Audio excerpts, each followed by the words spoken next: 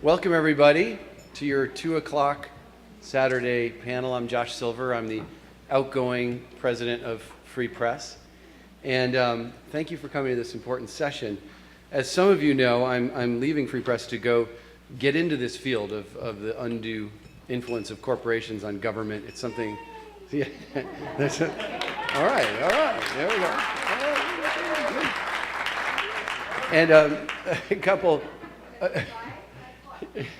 This is good. I was just telling Jay, one of the most fun panels I ever did was at the Bioneers Conference in San Francisco, and just north of the city. And what was so fun is the crowd was a little bit raucous, and that's already begun, so that's a good sign. Yeah, there you go. We're going to do note cards, though, rather than microphoned questions. About midway through the presentation, some volunteers are going to hand out some note cards. Please write down your questions. They'll go to me, and we'll do that. Each speaker is going to speak for about 5 minutes. And they are a really distinguished and fabulous and wonderful panel. But one of my things I can't stand about moderators sometimes is when they do these really long, like they read the bio. You guys have their bios. They're awesome. Katrina, then Bob, then Jay, then John. That's the order we're going to go in. They've been introduced, and they'll introduce themselves a little bit when they come up. I just want to say a few things about this issue to sort of set this panel up. The problem of corporate control, and I would add the control of the super rich, or the study that Larry Lessig referenced in his presentation last night about how politicians overwhelmingly vote in favor of the interests of the wealthiest 10% of Americans over the interests of the bottom 90. This control has corrupted the policymaking process on every issue that we hold dear. I'm assuming you know about these basic facts, which is why you're in this room, so I won't get into the problem too much, and I'll be brief, but I will note that watching what happened with net neutrality and watching what happened with Comcast NBC, for me, that was the final straw and made me realize, well, something's got to happen here because it's completely out of control. And you're clapping, but you'd be crying if you had actually been in my shoes and actually watched this pernicious role of money in politics, the way that AT&T and Comcast and Verizon, they're armies of lobbyists. Most people don't know they have the second largest lobbyist army in the entire country. It's bigger than the military-industrial complex. It literally is. They spend more money, and it's historically been that way. AT&T is the largest political spender in Washington of any corporation over the last 20 years. Yeah, we're up against the big guys. And so the fundamental question that we have in this panel, though, is not to bemoan how bad it is, because you guys know how bad it is. And I'm going to re-implore the panel to remember this really is a panel about how are we going to fix this. Absolutely critical, because we can fix this. And it's going to take a long haul. And I want you to think about a couple things as we look at the potential solutions that the panel is going to outline. Number one, my own editorial, I really strongly believe that this is not a liberal or just progressive issue. This is an issue that transcends the left and the right. The right has been propagandized, and when I say the right, normal people across the heartland who self-identify as conservative have been co-opted often.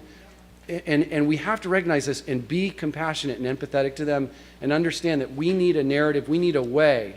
And I'm talking about the royal we, people from the left and the right.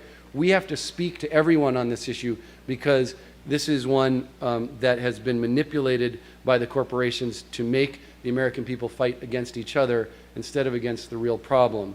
And then the second thing I'll say is this issue is going to take time. You guys, we have to remember, the NAACP, civil rights, they were created in 1909. The Urban League in 1910. And there were decades where civil rights leaders and activists were just toiling away, trying to show the ill effect of segregation and the lynching of blacks in the South. And they plugged away and they plugged away with very little to show for it until some major victories in the 40s and 50s, and then of course the 1964 Civil Rights Act. And I don't have to tell you, that fight continues today. So we have to be willing to be humble in our sense of our historical perspective, that this could indeed be a fight that lasts not just your lifetime, it may be your children's lifetime, and it may go to your grandchildren, but that's okay. So with that, I'm going to turn the floor over to one of my favorite people. Katrina vanden Heuvel has been running The Nation for a long time. You know her well, and The Nation, the magazine. And please join me in welcoming Katrina vanden Heuvel.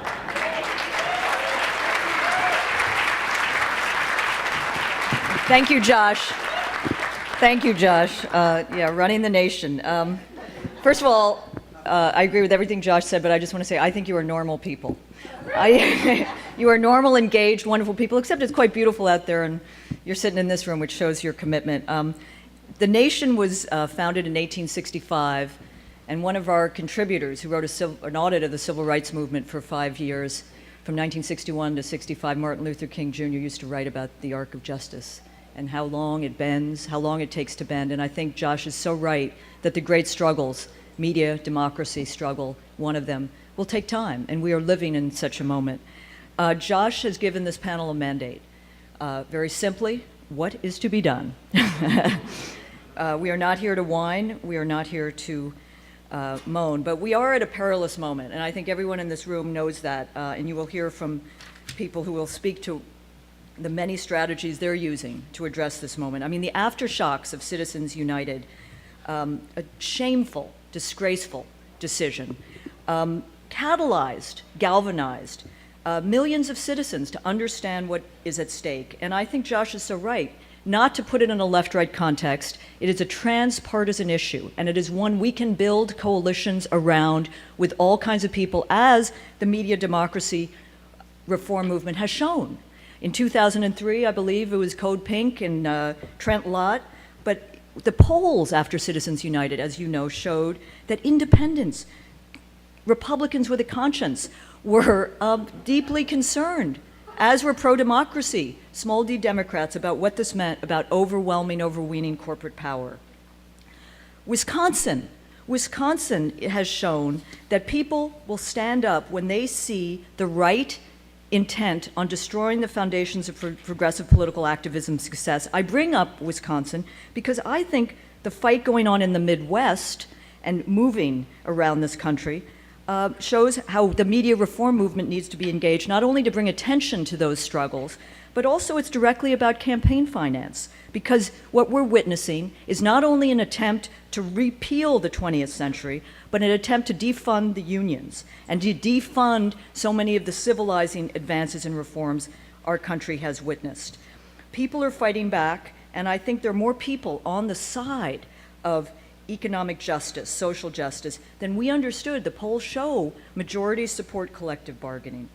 The larger story, it seems to me, is so important in terms of the journalism and independent media. How do we make the issue of money in politics, the corporate money washing, polluting our system, one that is connected to people's lives, to their lived experiences, to the safety of their kids' toys, to food, to all of these issues, so it moves out of being a process issue and moves into one that can become a movement. And I think we will talk more about that today. I'm very hopeful because I see a better understanding on the part of the progressive community with new allies, understanding the need for cooperation and coordination. And in that, the synergy between the short and the long-term efforts that will be needed to roll back corporate power in our media and politics. You will hear about disclosure. There's some terrific public interest groups working on that. You will hear about Fair Elections Now Act and the possibilities in the Senate and House, but also what's going on at the state level, and of course the amendment strategy, which John Bonifaz speaks so eloquently about. But there is a synergy between those. In terms of a synergy in the media community, Jay Harris will speak a little bit about a program, a movement, we hope, a media independent movement called We the People. And here is what the value of that is. If you think of E equal MC squared, media cooperation and coordination equal ECHO. There are so many important activist groups, movements, coalitions out there. FreeSpeechForPeople.org, Move to Amend, the Steelworkers, SEIU, and their Public Citizen, Public Campaign. There is the emerging enlightened business community. If you don't know about American Sustainable Business Council, which is a counter to the Chamber of Commerce, which is emerging as a kind of third party in our politics, and Chamber Watch does such good work about it. But this is about expanding the amount of new reporting through a coalition of activist and media groups, reporting on corporate contributions, the consequences of the Citizens United decision, and have as many progressive, independent community media sources as possible give extensive coverage to the issue and to the grassroots campaigns, and connect that media coverage directly to local and national groups offering actions that people in your communities, that readers, listeners, viewers can take. And Jay will speak more, but I think it is a very exciting possibility, because I respect some of you have come up and said, why start a new group? But the ability to coordinate all of what is out there makes our movement larger than the sum of its parts. And I want to speak just briefly about something the Nation magazine was proud, in a humble way, to have inspired, US Uncut. I think it's a really important mobilization. And it came about, well, because of great people on the ground understanding the value of it, but the Nation published an article in February called The Left-Wing Tea Party. It was by a British reporter about the social media, Twitter-fueled organizing going on in the UK to target corporate tax evaders, and to make that direct link between what you could do by ensuring they paid their taxes, so that the burden of balancing budgets wouldn't be on the poor, the weakest, the most vulnerable. And US Uncut formed because some people, great guy in Tennessee, and a number of others, read that and said, hey, and it would help that we had 10 steps how to form your Uncut chapter. And there are now, I believe, 40 chapters, and what's wonderful, working with activists, with public interest groups, to back up their work with great research. Chuck Collins, United for a Fair Economy, working with them. Jay Harris was telling me about some others. But it's an idea that ideas matter, that you can seed an idea that moves into mobilization. And there are so many doing good work. You know, Brave New Films, the Koch brothers exposed. The only thing I would say on the Koch front is we need to expand the circle of oligarchs that we start reporting on, and really focus on the systemic network, like ALEC, American Legislative Exchange Council, and others. And I will end with today's news. I was asked to submit a submission to the Minister of Culture, Sports and Media in the UK, Jeremy Hunt, on behalf of the nation, to argue that Rupert Murdoch and International News, a subsidiary of Fox News, should not be able to acquire 39% of B-Sky B News, because they will then witness what that means. And I think there's an important project, which the nation is beginning to look into, to start almost a wiki on the Murdoch News Corps international news empire, not on the content, like Media Matters does well, but to look carefully at what kind of legal action, beginning in the UK, could be done to stop this metastasizing business corporate corruption that Murdoch and his empire has been at the forefront of. Thank you.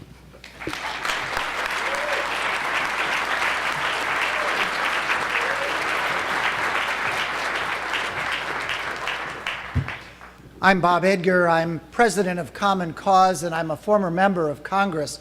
And as a former member of Congress, I'm going to ask unanimous consent to add an additional minute to my presentation.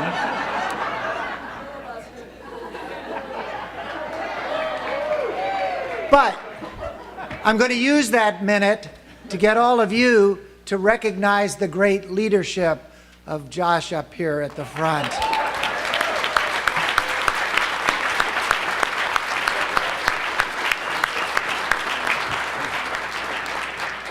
Katrina, you mentioned Dr. Martin Luther King.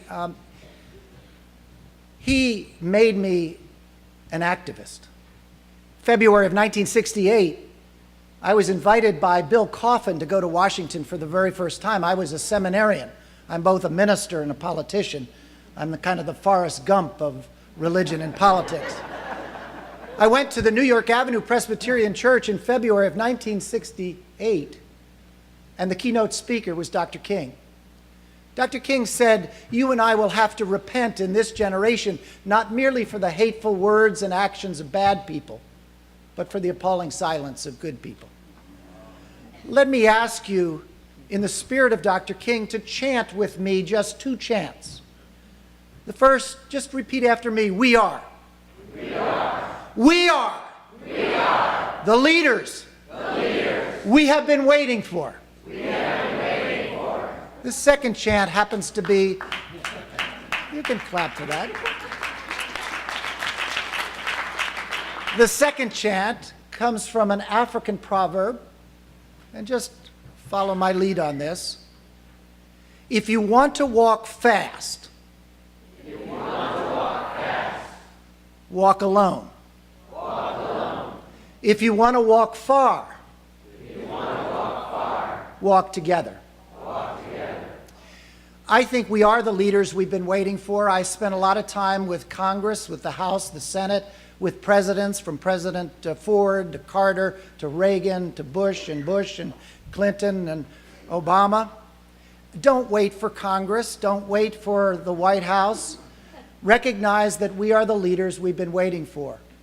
And recognize that we've got to exercise some ego disarmament, because we all go back home and we strengthen our own organizations, but organizations have egos too. 3.5 years ago, I became president of Common Cause, walking in the shoes of John Gardner. And I've been working very hard, not simply to brand the identity of Common Cause, but to recognize the difference between when John Gardner, 40 years ago, founded Common Cause. We were all joining organizations to fix problems. Sierra Club, League of Women Voters, Bread for the World, whatever. What's happening now, we saw it in the last presidential campaign, but we see it in the advent of U.S. Uncut and some of the percolation that takes place. People aren't joining organizations, they're joining movements.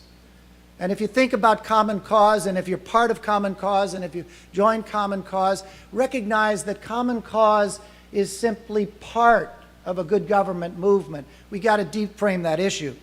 And that's why after post-traumatic election stress disorder occurred in the midterm election, that's why with our new president, former Labor Secretary Robert Reich, and with the inspiration of Bill Moyers, who came to our 40th anniversary celebration and gave a speech late one evening and startled all of us by saying this is the most dangerous moment in democracy's history.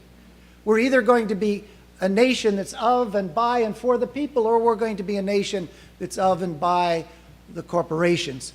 He used the word plutocracy. I had never used that word in public before, but it rolls off my tongue.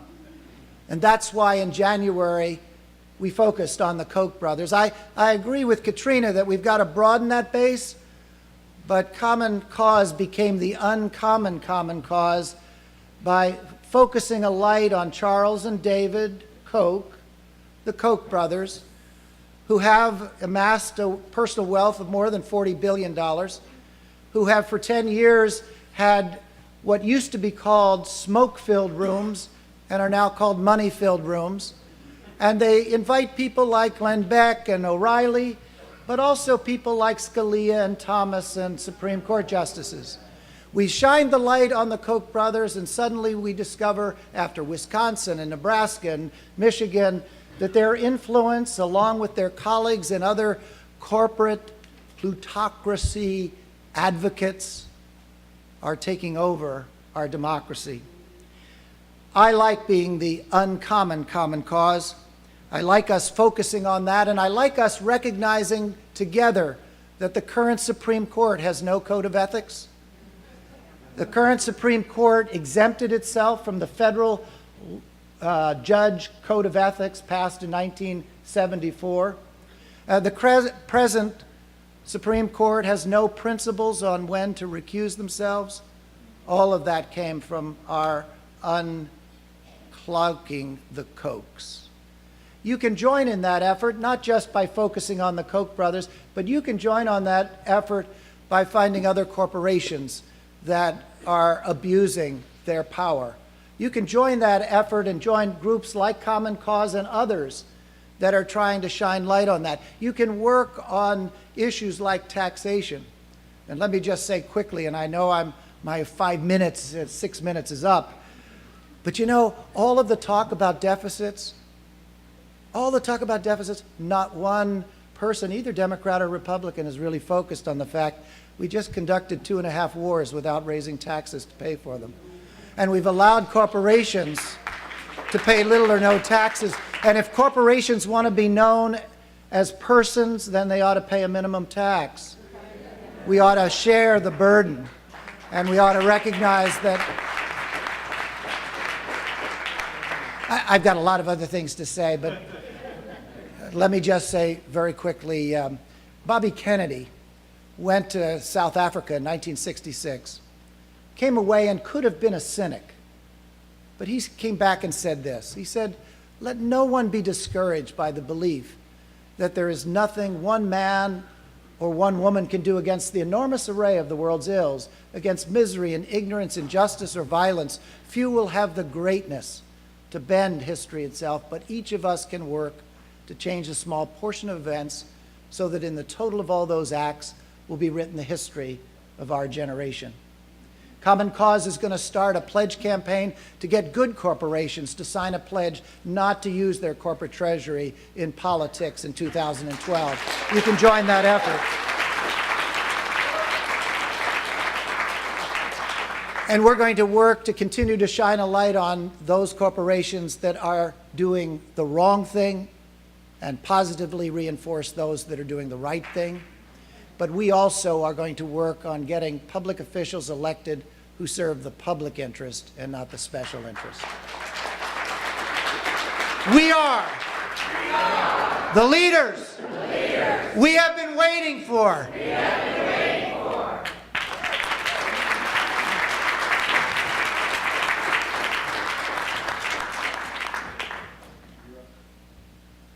I'm not, but I'm going to stay down, if that's okay.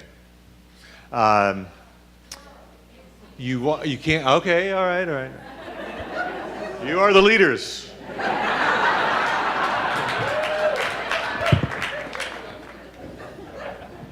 ask unanimous consent that you can stand. All right. So I've been asked to mention that the cards for questions are being passed out now, so look for them and submit your questions. My name's Jay Harris. I was for many years the publisher at Mother Jones Magazine. Thank you. And in that capacity, certainly we did a lot of reporting on the depredations of corporate money in our political system. And I'm happy to sort of, in a sense, pick up where that left off and be working on a project called the We the People Project, which is in effect trying to bring the various branches of the Progressive Coalition together around the issues of corporate power. I'd like to pick up where Larry Lessig left off yesterday evening with his challenge to us all to become root strikers. If you weren't there, Lessig quoted Thoreau, "For 1,000 hacking at the branches of evil, there is but one striking at the root." And he made the case that, Congress, instead of being dependent on the people, had become sort of mind-blowingly dependent on the funders. And the disproportionate amount of funding is coming from the upper end of the economic scale and from industry itself. And that has led to all kinds of insane outcomes. Josh mentioned one with net neutrality, but you don't have to think back very far to think about the catastrophe of climate change legislation in the last Congress. There was an attempt that failed for both public financing of elections, for stronger disclosure laws for election spending reporting. The healthcare bill that resulted from this process was grossly compromised from what the ideals had started out to be. And so this phenomenon of corporate money in politics has led to this kind of parallel insanity on those working for environmental and social justice. I mean, we spend all of our time, all of our money, work ourselves to the bone, and get, sometimes when we're really, really good, marginal gains. So we, in the media and activist communities, need to, in addition to what we've been doing, we need to focus some of our attention, some of the narrative power that we control, some of the communications power we have for our networks on this issue of the systemic corruption of the corporate money in the political system. Now, I mean, I'll give an example where I think we can do better. And it's a fairly recent news example. I think many of you saw and probably have seen aftermath of the New York Times piece from 2 weeks ago about General Electric and the fact that they did not pay any corporate taxes in 2010, federal income taxes in 2010. Now, certainly among the progressive side of things and the progressive media, there's been, I think appropriately, it's an outrage that GE, which had a terrifically profitable year last year, has been able to escape that. And indeed,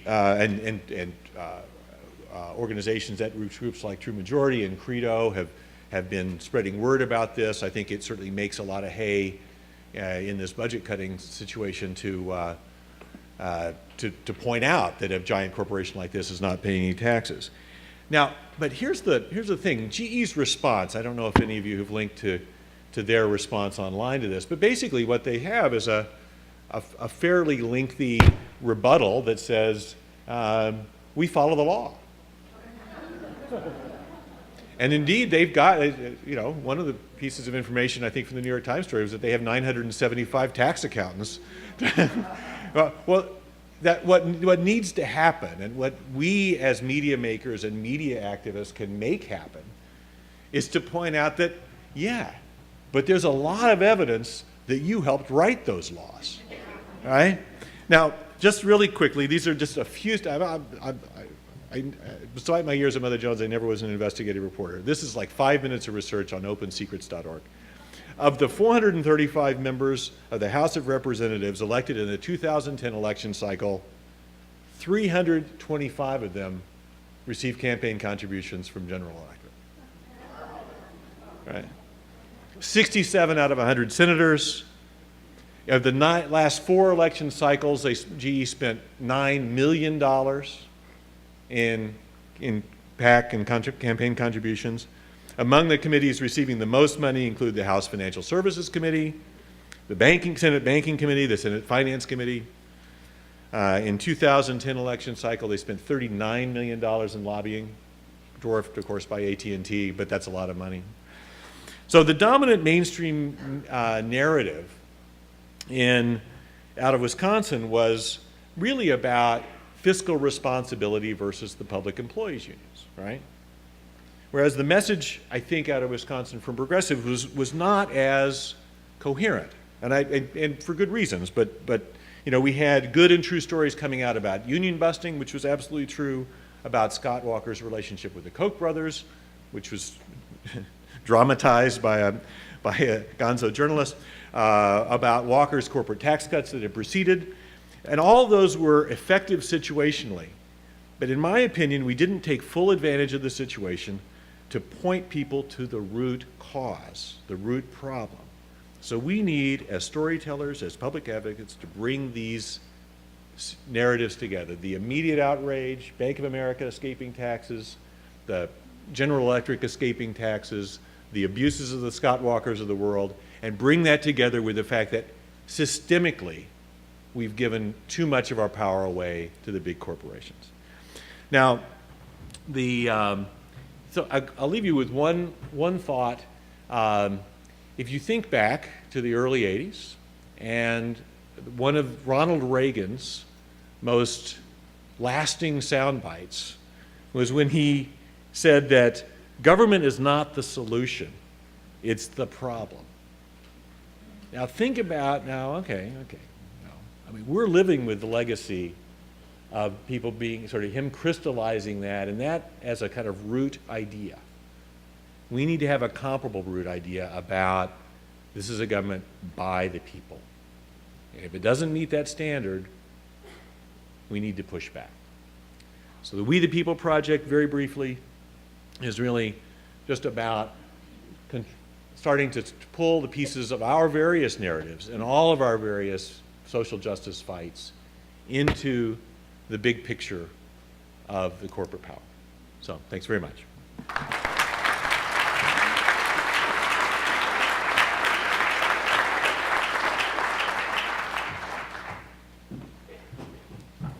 Good afternoon, everyone. My name is John Bonifaz.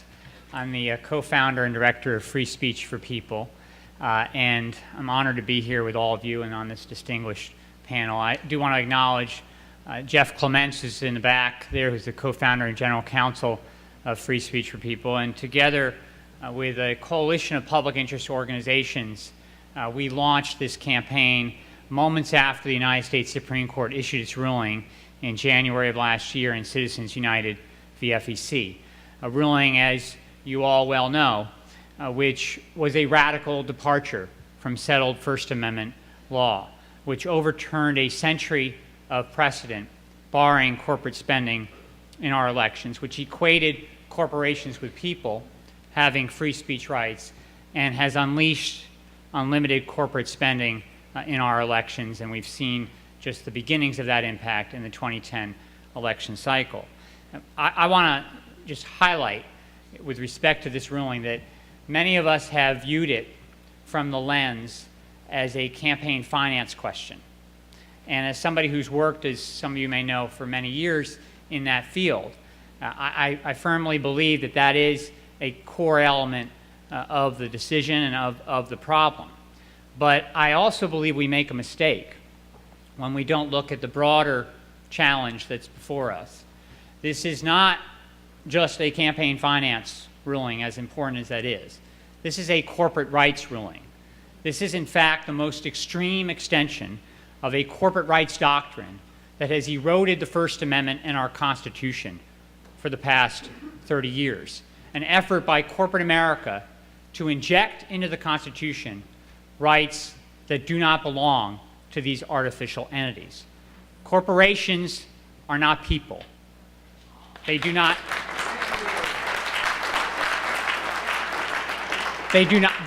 breathe. They do not think. They do not have a conscience.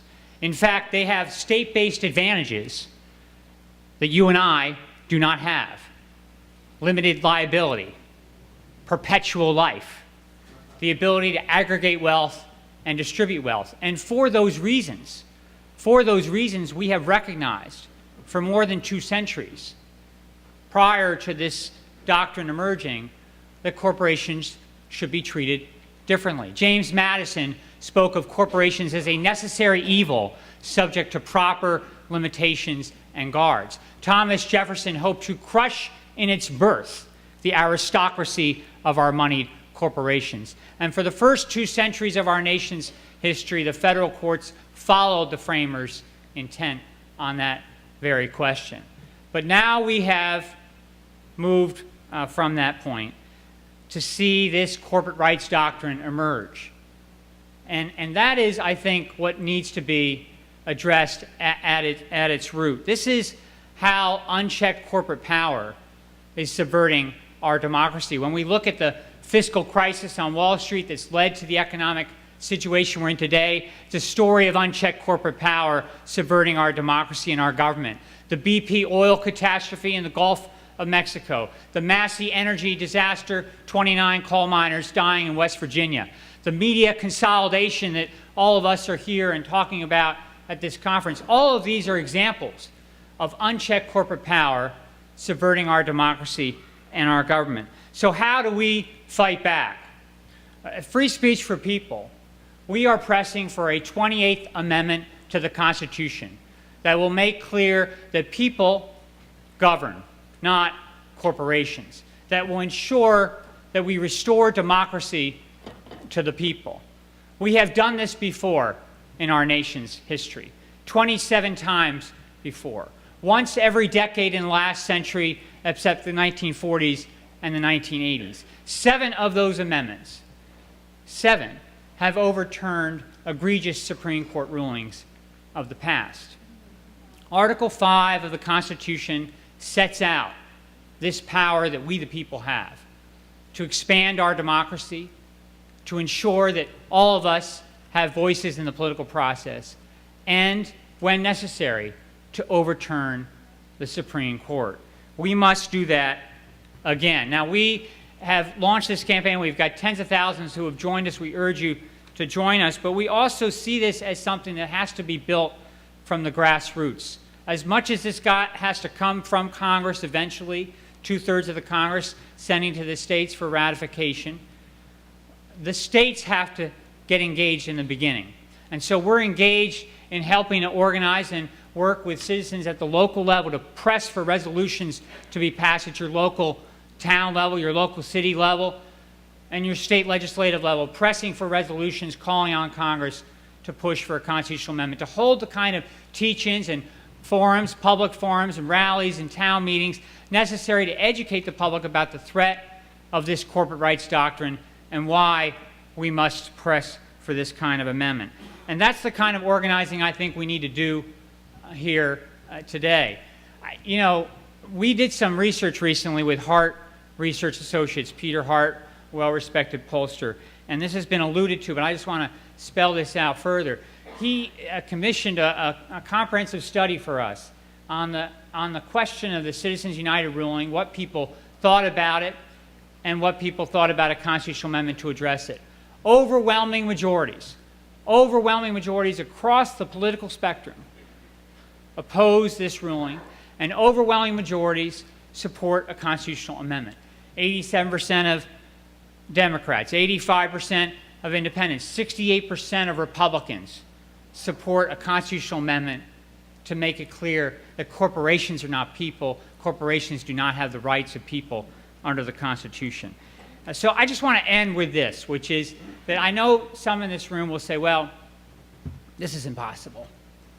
We can't amend the Constitution anymore. And the story I like to tell in response to that is the story of Doris Haddock, otherwise known as Granny D. As many of you may remember, at the age of 89, she decided to walk across the country to overhaul our nation's campaign finance system. She set out from California, walking 10 miles a day. She didn't have a grand plan as to how she was going to do this. She knew the general direction she was supposed to go, but she didn't have a grand plan as to how she was going to be housed, how she was going to be fed. Random strangers came out of their homes. They housed her. They fed her. They walked with her for part of the way. She walked through the rain, through the wind, through the snow. She cross-country skied in places. Turning 90 in the process, 14 months later, 3,200 miles later, she reached Washington, D.C. to be greeted then by then-Senator Russ Feingold and Senator John McCain and hundreds of others that day. I was honored to have been there that day to help greet her, and I was honored to have known her and to have worked with her. In March of last year, she passed away at the age of 100. And when she heard about this ruling, by the way, in January of last year, she thought about walking across the country again. But when she passed away, I thought about the fact that when she was born, the 19th Amendment, guaranteeing women the right to vote, had yet to be enacted. She saw in her lifetime 9 amendments passed by the United States Congress, ratified by 3/4 of the states. She is an example that change can happen in a lifetime, including a constitutional amendment. In the name of Granny D, it is time for a 28th Amendment to the Constitution to make clear that we the people rule, not we the corporations. Thank you very much.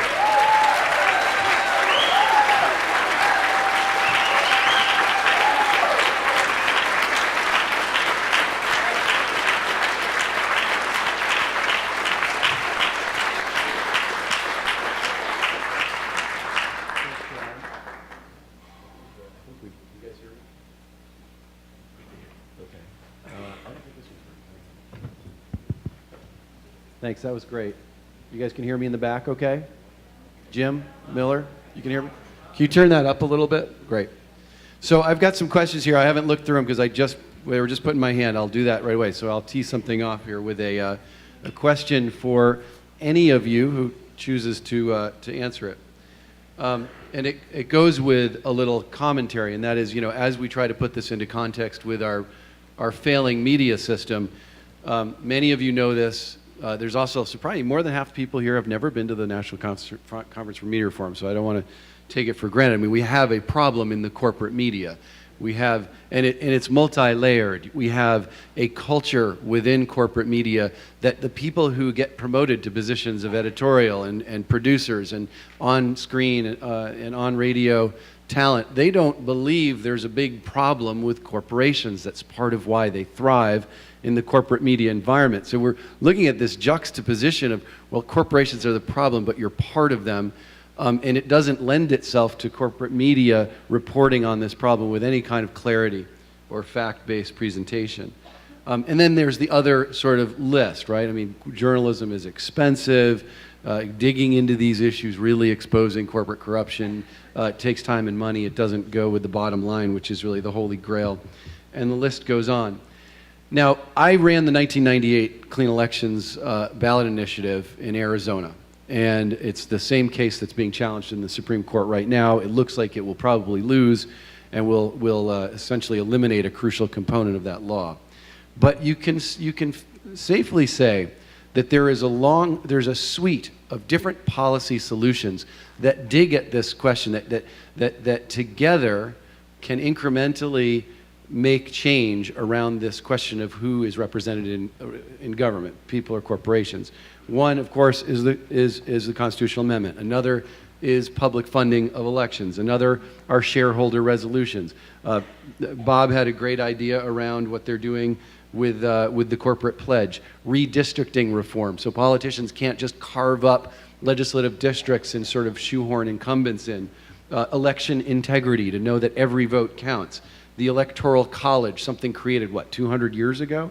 And it's completely outdated, needs reforming. Instant runoff voting, proportional representation, examples of which have moved in other parts of the world, but not here. Transparency, term limits have been discussed. I threw that out for Tim. And universal registration. These are all reforms that can make change. But the question I have for the panel is, given our current climate right now, one can scarcely imagine that any of these will pass in the short term being the next few years. And with that in mind, how do we organize in a clear-eyed and pragmatic way and give due deference to the importance of strong communications, political accountability, grassroots organizing? How do we do it, keeping this in perspective? Who'd like to take that? I'll be very brief.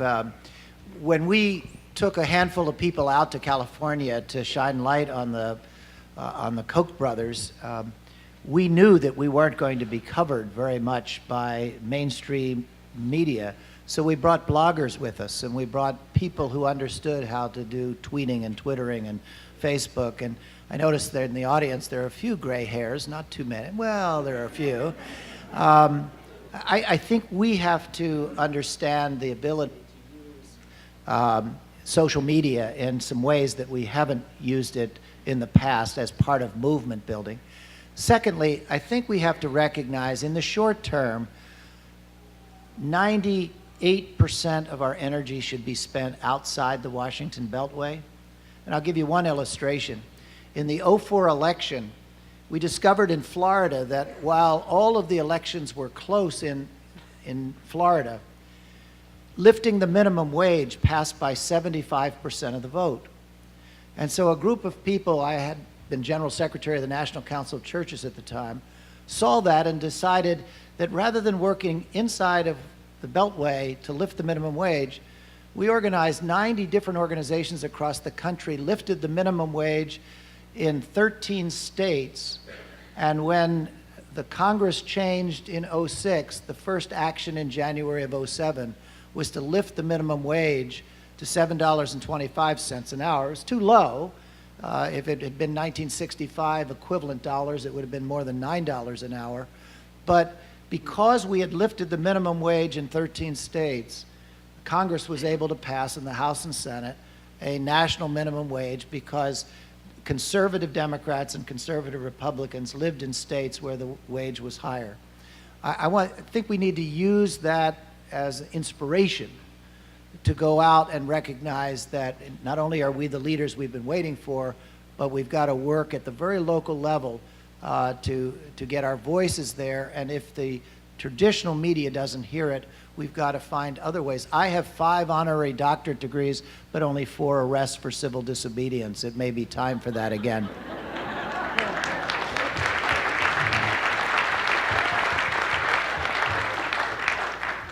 I think it is time. Many of us started talking, thanks to Josh, about the long term, and we are living, as we have experienced in America for many, many decades, in a cycle of reaction. But there is reform, and there are possibilities. I think Bob is exactly right about taking it to the states is an important strategy now, and to find and understand that there are allies inside. Let's not forget. I'm not talking inside the media, though. Briefly, you know, the other night, MSNBC looked like the nation's channel with Chris Hayes, Jeremy Scahill, Christian Perenni, John Nichols on Wisconsin, and he has been a regular on it. But that's just one in a network of corporate media.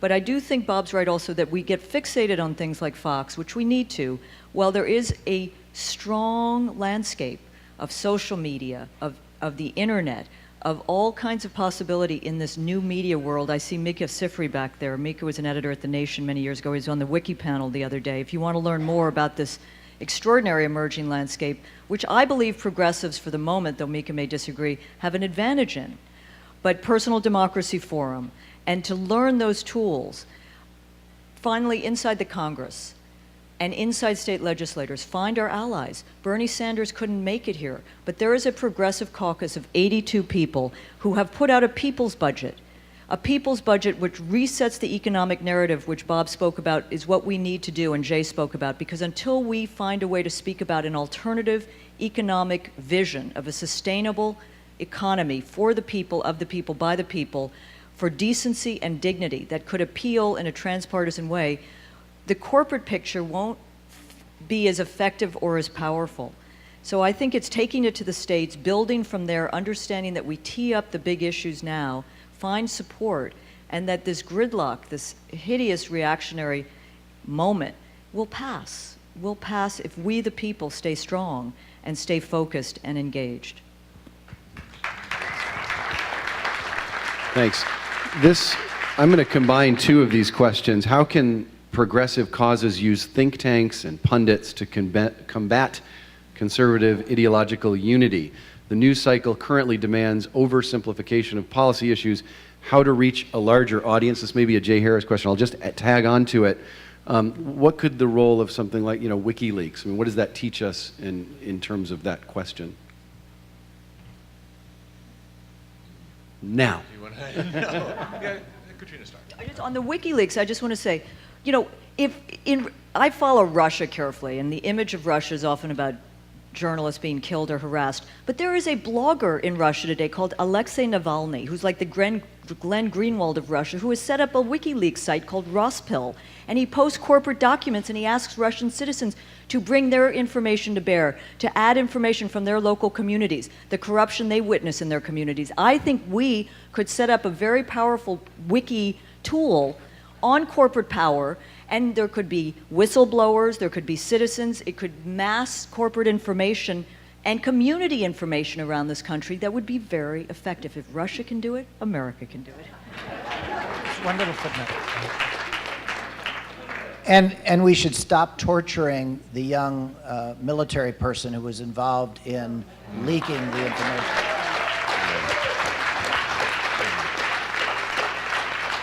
This one was actually directed to you, Jay, so now you're really on the spot. Okay. Please give some examples of exactly how you can, quote, point people to the root cause, RE, the Wisconsin situation, General Electric, et cetera.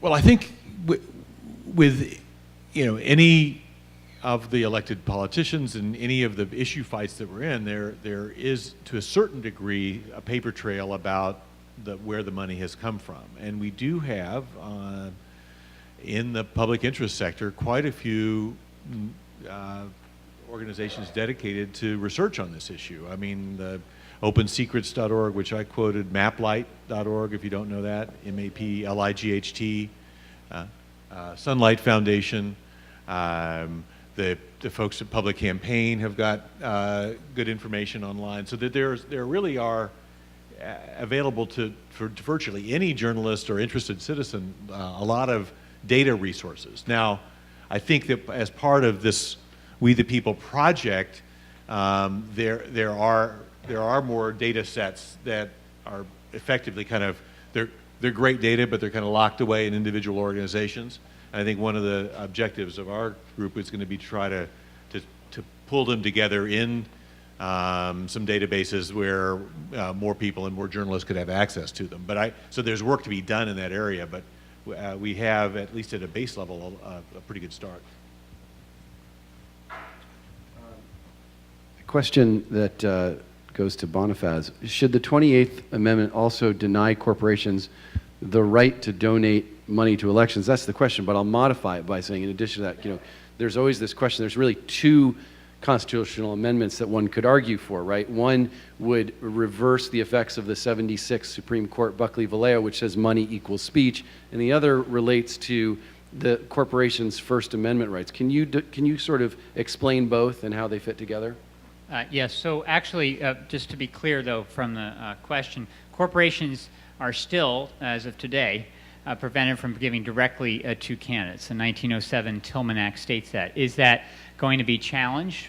Probably so, in light of the Citizens United ruling. So it is not the case that corporations can today give directly to candidates, but they can, as a result of the Citizens United ruling, spend independently up to the sky out of their general treasury funds. That's what's different. As far as the amendment question, I think that we certainly can discuss all the kinds of amendments that are needed, not solely the one around corporations not being treated as people. And one of the ones that Josh references is one that ought to be part of the national discussion, which is, does money equal speech? The United States Supreme Court said in 1976, in a case of Buckley v. Valeo, effectively that, and struck down congressional campaign spending limits passed in the wake of the Watergate scandal. So our current system of unlimited campaign spending is a result of that ruling. And as somebody who's worked with many others in the courts to try to get that ruling revisited, ultimately getting to the Supreme Court in 2006, and ultimately the Supreme Court reaffirming that ruling, I think it's pretty clear that an amendment to really overhaul that doctrine would be in order. There's also been the push since Bush v. Gore to make clear in the Constitution that we have an affirmative right to vote. We are one of only 10 nations out of 110 plus democracies around the world that does not have affirmative language in our U.S. Constitution guaranteeing the right to vote. That's why Justice Scalia said in that ruling Bush v. Gore, there is no individual right to vote for the electors for President of the United States. So, there's an argument to be made that we need a series of democracy amendments. The Equal Rights Amendment for Women is an example. Equal Rights Amendment, in fact, is a model that we should continue to engage in with respect to this amendment campaign, because the ERA, while have yet to be enacted, was a very valuable campaign in terms of changing the national debate and the conversation and getting people to recognize gender equality being on the table.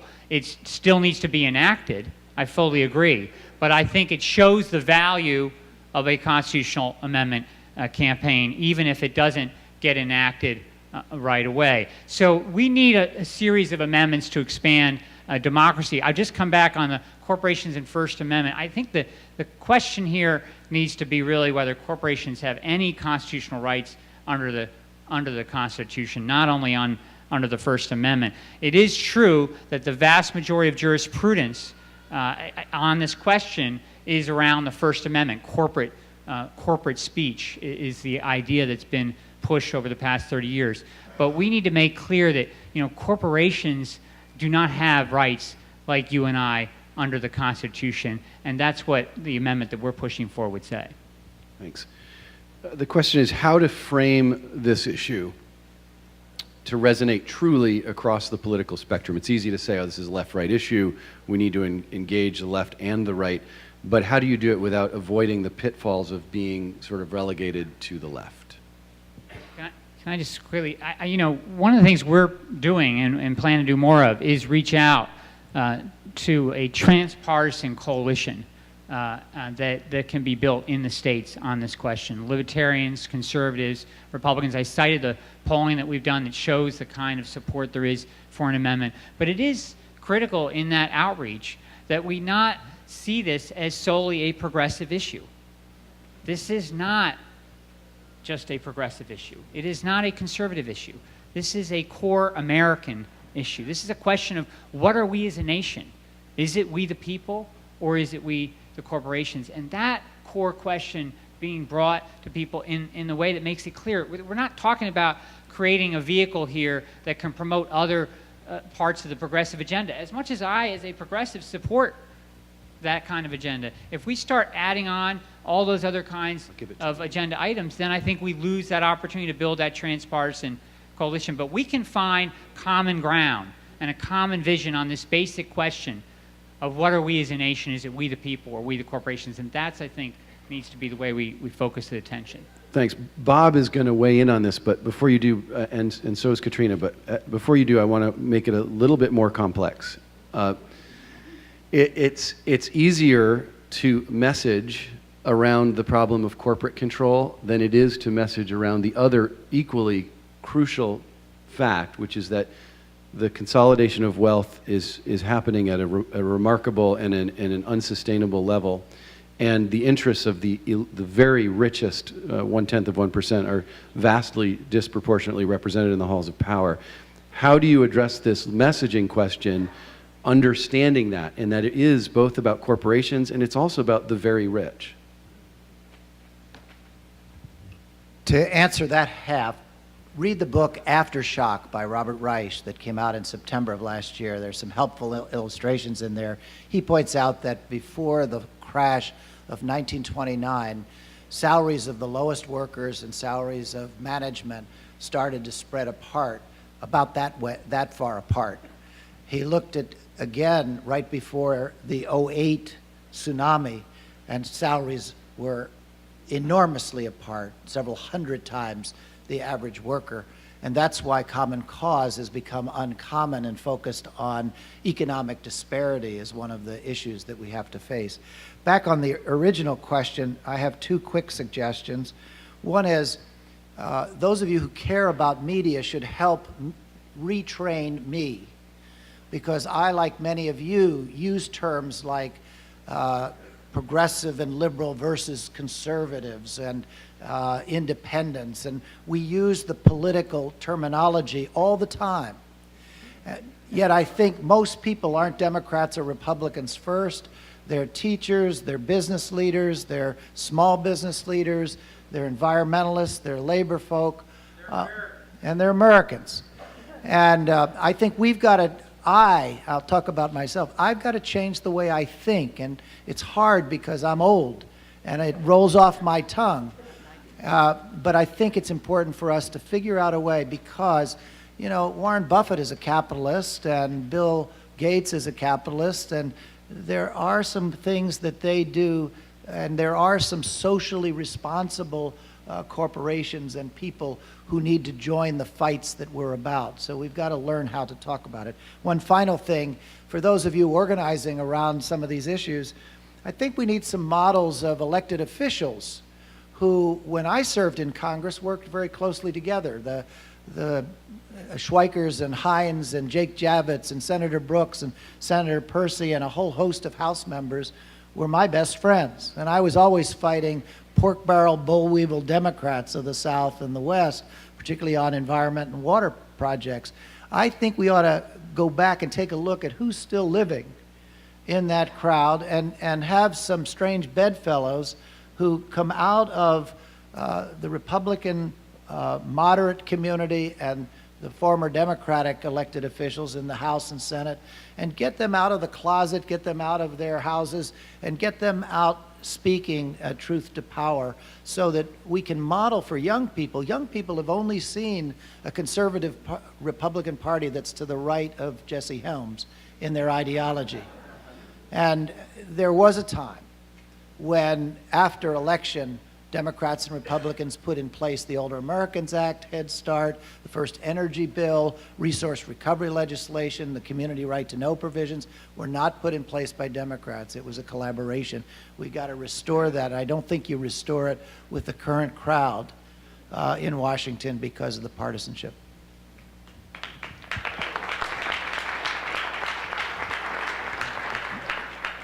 Just very briefly, picking up on what Bob said, I do think there are models of elected officials across parties working together in Washington. They're not best friends by any means, but they are kind of unlikely bedfellows.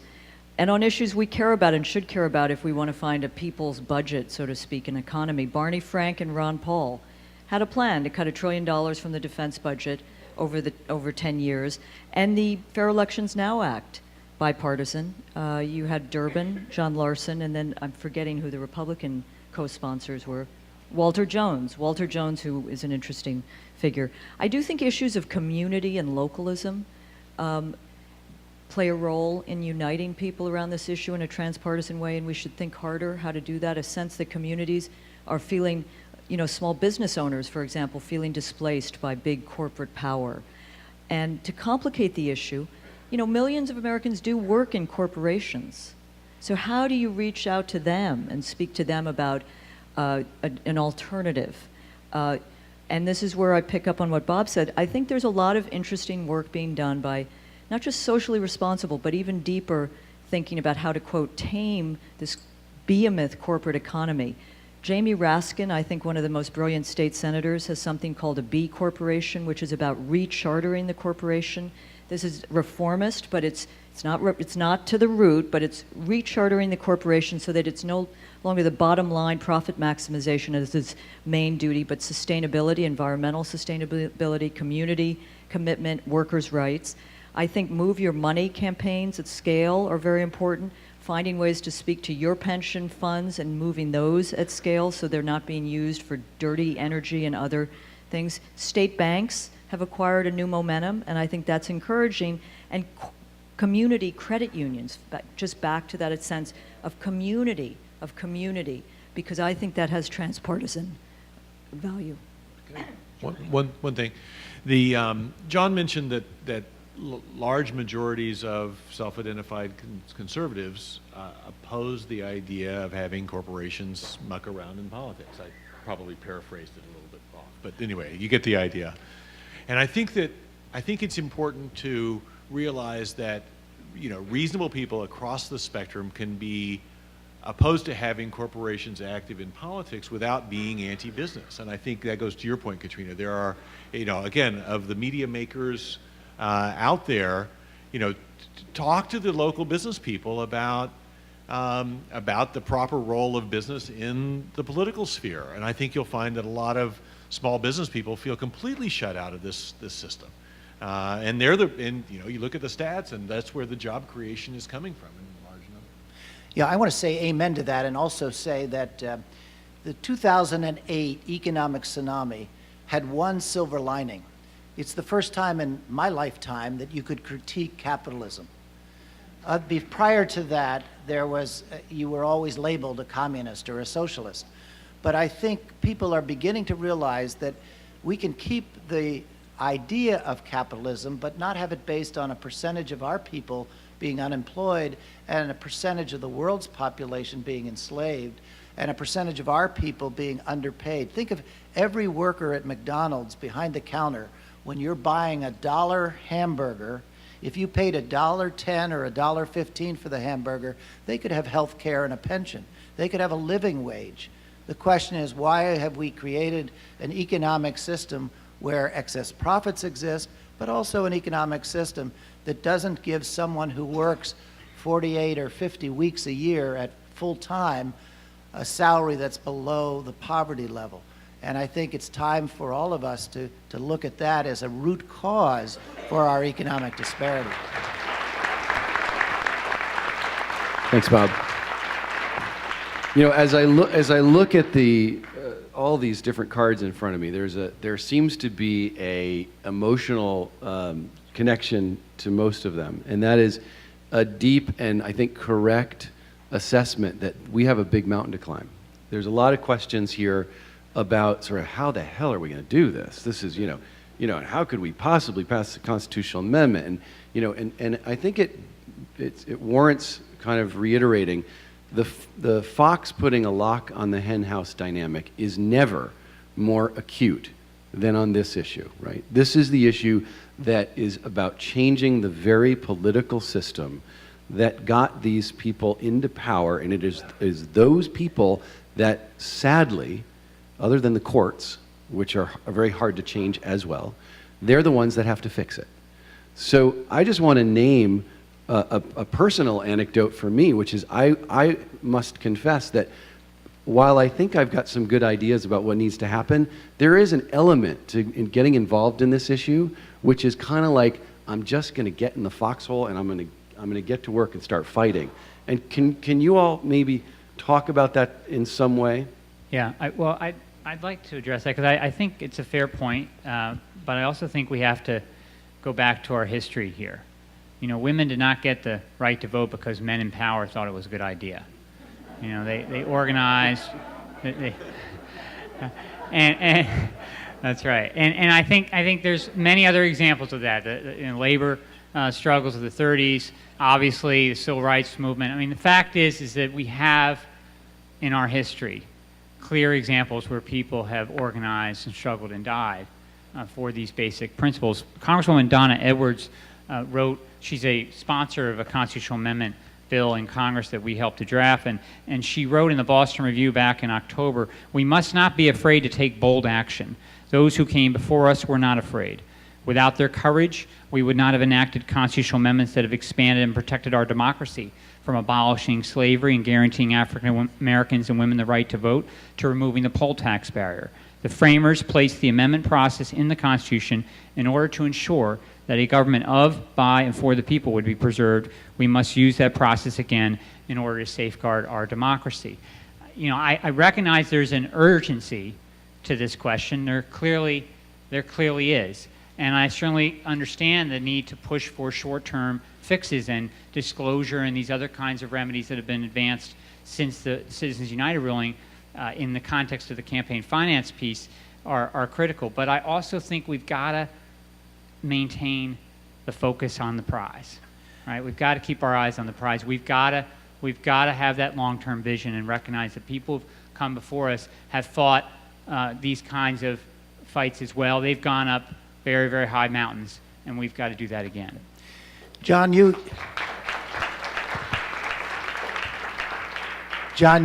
rightfully quoted from Donna Edwards' great speech, just a footnote, she stepped off of Common Cause's board to run for Congress, so I'm very proud to have been with her at Common Cause. I mentioned earlier that I met Dr. Martin Luther King, and I think you make an important point that you've got to have the long-term vision. I'm a futurist. I want to look out beyond the future. When I was born, there were 2 billion people on planet Earth. There are now 7 billion people on planet Earth. More than half of all the people who ever lived on planet Earth are alive today.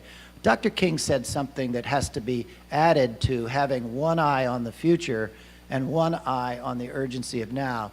In a book called Where Do We Go From Here, Chaos or Community, he said, we're now faced with the fact that tomorrow is today. In this unfolding conundrum of life and history, there is such a thing as being too late. Procrastination is still the thief of time. Life often leaves us bare, naked, and dejected with lost opportunity. The tide in the affairs of humanity does not remain at the flood, it ebbs. We may cry out desperately for time to pause in her passage, but time is deaf to every plea and rushes on. Over the bleached bones and jumbled residues of numerous civilizations are written the pathetic words, too late. He closed that comment by saying, we still have a choice today, nonviolent coexistence or violent co-annihilation. This may well be humankind's last chance to choose between chaos and community. So I want the longer view, but to recognize we've got to choose community over chaos.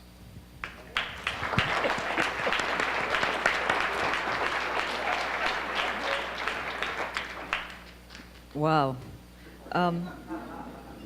I will admit it's hard to get out of bed some mornings. These are times which tax good people's souls. But I work with grounded realism and determined idealism, and when people, as editor of The Nation, there's a balance between the ongoing critique, but more and more I feel a need for us to do the reporting, but also offer people pathways to action. And to understand, and this is part of the We the People project, that there's so many good people, groups, organizations, ideas out there, but if we can find a way that different people and different movements are doing their thing, we can move in a coordinated whole and be greater than the sum of our parts. And to speak to movements, how do we make this democracy movement a movement? We have a democracy deficit in this country. I am tired of hearing about the deficit crisis and this crisis. We have a democracy deficit crisis. And we need to make this a movement because you know this history, but just, the great changes of our country have come about from movements. Movements from below with allies on high. The civil rights movement, the women's movement, the environmental movement. You had FDR in the White House around the labor rights movement, but we need to rebuild that movement sense, as Bob, I think, said so well. Not just organizations, not the litany of policy proposals, but a sense of a moral, in a secular sense, a moral imperative that we need to move forward and find a way to rebuild this great nation that we love and convey that in important ways.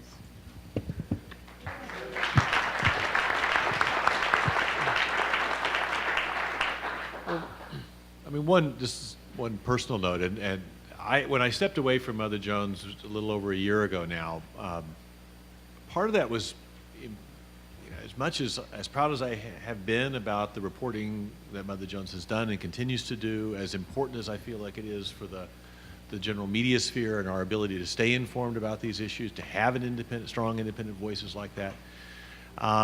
What I felt from a personal standpoint was that that Mother Jones was doing a fantastic job at chronicling the decline of our democracy and civilization. And this was in a sense a personal choice to try to get at some of the root causes of that.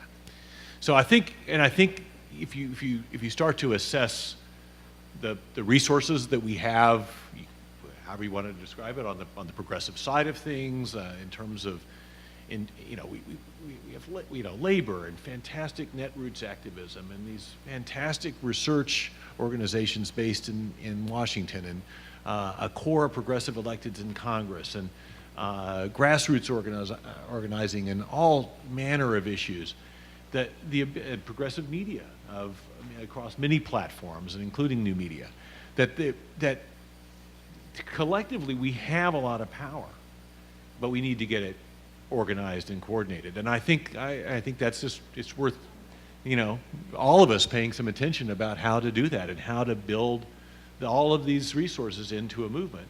And I would close just with saying something that I hope isn't just so obvious that it sounds trivial. But at the end of the day, corporations, the well-to-do, can spend unlimited sums of money, according to the Supreme Court, but they can only vote once per person. So the people have the votes. And we can have some short-term victories even as we're working on the long-term systemic problems. And I'm going to, cheers. I'm also going to do one thing. We're not going to wrap yet, but I'm going to do the unprecedented thing. I'm actually going to wrap this panel just a few minutes early, just so you guys are talked at a lot all day, and there's still a lot more programming to go. Before people do start to trickle out, I do want to mention Combating the Koch brothers is a panel that's going to be happening in Waterfront Room 3 in the next session. And if you're really particularly grabbed by this issue, and I guess you wouldn't stream out if you did that, if you were, but it's going to get into sort of a more granular look at exactly how corporations manipulate policymaking in the most nefarious ways. And I was asked to just mention to you that that's the next kind of follow-on to this one. Are you suggesting that this was the Diet Coke version? This is the big picture. This is the big picture one, Bob. So And I'm just gonna answer my own question though, just to add to this last round of answers and say that I believe that what needs to happen is we also need to be willing to move with these policy initiatives that are being promoted, fair elections, constitutional amendment, but that we need to, for the time being, simultaneously, not at the exclusion of, but simultaneously, emphasize things like political accountability. I think we need to, and we will, go into selected districts of the worst behaving politicians in this country and unseat them from power on this issue. That needs to happen. We need to become more aggressive in exposing the really insidious quid pro quo legally, but really in the most kind of, hard-hitting way possible. In-your-face exposure of what has become the legalized bribery in Washington, and bring it to an entirely new level. But because this is a media conference, I'm going to ask a question that kind of pivots a little bit, but it's a really good question, and that is, how can, given the failure of commercial media on so many issues, including this one, and importantly, the conflation of reporting and commentary, which is becoming more and more prevalent as real journalism is expensive and gets cut from the kind of programming we're seeing in commercial media. You don't know if you're getting a commentary or news. And it really is where a big dividing line is, as we see with the left and the right and who they're choosing to watch in terms of where they get their news. How has this affected the people's trust in media, which is at all-time lows right now, and the ability to expose the power of this dynamic and expose the problem of corporate corruption, particularly given the fact that the vast majority of Americans get their news and information from commercial media? Who wants that? I mean, I don't buy into this, the danger of conflation and of opinion and reporting. I do buy into the problem that we need funding for good investigative reporting, deep reporting.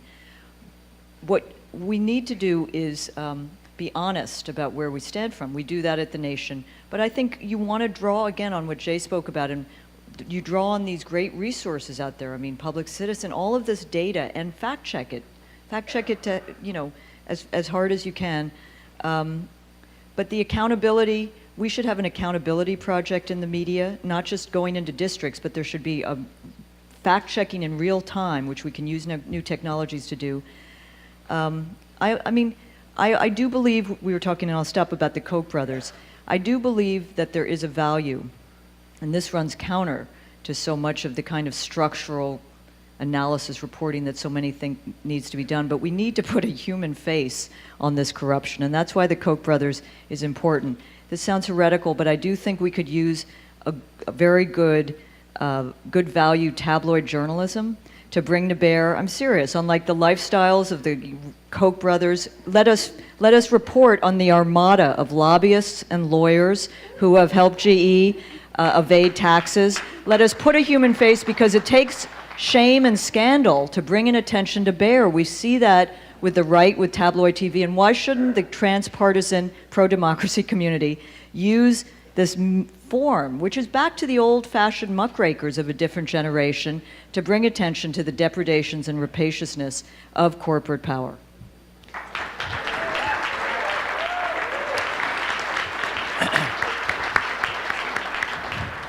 I think we all ought to try to be owls, because they're some of the few birds that can see in the dark. In a dark time, the eye begins to see, and I think what we've got to do is shine light on these issues, as Katrina said. So subscribe to The Nation magazine and learn stuff.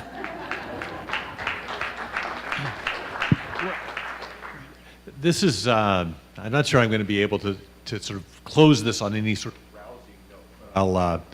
I'll tell you what's on my mind. There is, I think that a lot of, well-informed, well-thinking, progressive thinking folks need to disabuse themselves of the notion that corporate media is going to be the solution to our problems. It is not adequate. We will not report certain stories. The Daily Show, Colbert, fantastic. MSNBC, Rachel Maddow, fantastic. They work hard, they're smart, they do great stuff. If that's the entirety of what we got, we're screwed. We can't do it. All right? So I think there needs to be some concentrated effort to think of how do you build up a much more robust independent media system. It doesn't have to necessarily mirror what's out there in the world these days. I mean, certainly we've got transmission lines through certainly not traditional media channels like Move On and Credo and others who are great at sort of passing along certain kinds of stories. But think about the resource that we have in free speech television that's streaming this conference. I mean, it's a fantastic channel, chronically underfunded, right? But if they had more resources for more cameras, more places, more reporting, whatever, that's a resource that collectively we share. And it's not going to be done through traditional channels. It has to be done through our own kind of funding. Another thought, and that is, there was a huge amount of money put into basically corporate media during the Wisconsin fight. What if 10% of that money had gone into independent media, right? From the unions, right? I mean, that we have within the resources we're currently spending the ability to significantly leverage what we have as resources. So, just be thinking in creative ways like that about how we can support the media that, in fact, will bring us the stories straight. And I fully agree with everything Jay just said. And just to Katrina's point about movement building and the need for seeing this as a new movement, the fact is that corporate media was not what drove the civil rights movement or the women's suffrage movement or the labor movement. And I yes, there will be elements of the corporate media where the voices may get heard of such a movement, but we can organize in our local community a meeting about Citizens United and about corporate rights, and we don't need to have the New York Times cover it for people to get educated about it. We can go to our town meeting, we can go to our city council and organize a resolution calling for a constitutional amendment to ensure that people, not corporations, govern. And we don't need NBC or CBS to show up. Perhaps some point down the road they might, but I do agree with Jay. We don't need to have the corporate media sanctioning of